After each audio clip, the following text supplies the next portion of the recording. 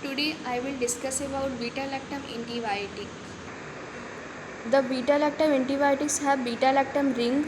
Beta-lactam antibiotics के पास जो होती है बीटा-लैक्टम रिंग होती है, इसलिए हम इसे बीटा-लैक्टम एंटीबायोटिक कहते हैं। इसमें आता है penicillin, cephalosporin, monobactams and carbapenems. ये जो होते हैं बीटा-लैक्टम्स होते हैं। Today I will discuss about penicillin.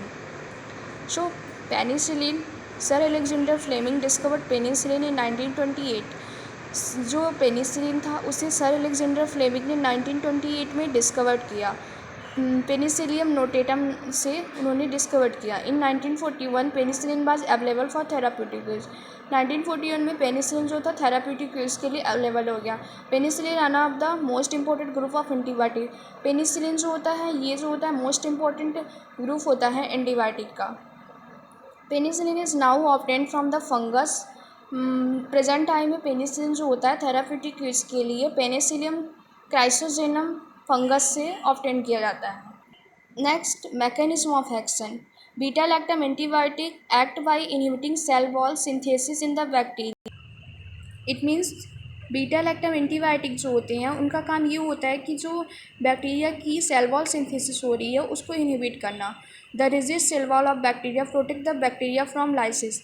Bacteria जो होते हैं एक रिजिड सेल वॉल, एक मजबूत सेल वॉल अपने प्रोटेक्ट करने के लिए अपने आप को एक रिजिड सेल वॉल बना लेते हैं। तो जो हमारी ये बीटा-लैक्टम एंटीबायोटिक होते हैं वो इसको ब्रेक करते हैं, इस प्रोसेस को ब्रेक करते हैं। इसीलिए सेल वॉल जो होती है इसेंशियल होती है बैक्टीरिया के सर्वाइवल के लिए। Peptidoglycan is an important component of the cell wall. Peptidoglycan जो होता है वो इम्पॉर्टेंट कंपोनेंट होता है सेल वॉल का, जो कि रिजिडिटी प्रोवाइड करता है सेल वॉल को। The synthesis of this peptidoglycan require enzyme. Peptidoglycan के सिंथेसिस के लिए एक एंजाइम की ज़रूरत पड़ती है जिसे हम ट्रांसपेप्टिडेज कहते हैं। ट्रांसपेप्टिडेज को हम पेनिसिलिन बाइंडिंग प्रोटीन के नाम से भी जानते हैं।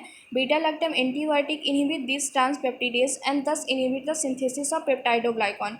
तो बीटा-लैक्टम जो एंटीबायोटिक्स होते हैं वो क्या करते हैं, ट्रांसपेप्टिडेज जो होता है उसको इनहिबिट करते हैं, उसके उस एंजाइम को इनहिबिट करते हैं, जिससे जो होता है ये पेप्टाइडोग्लाइकन का जो सिंथेसिस होता है वो इनहिबिट होता है।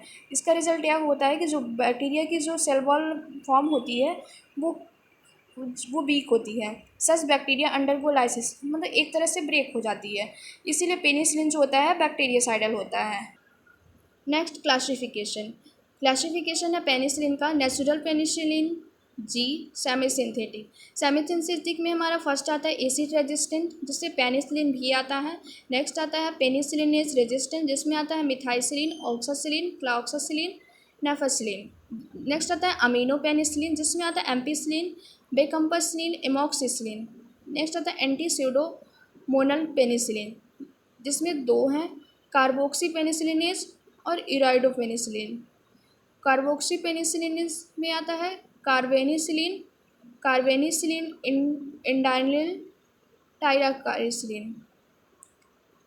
इराइडोपेनिसिलिन में आता है azlocillin, mezlocillin, piperacillin. Thank you.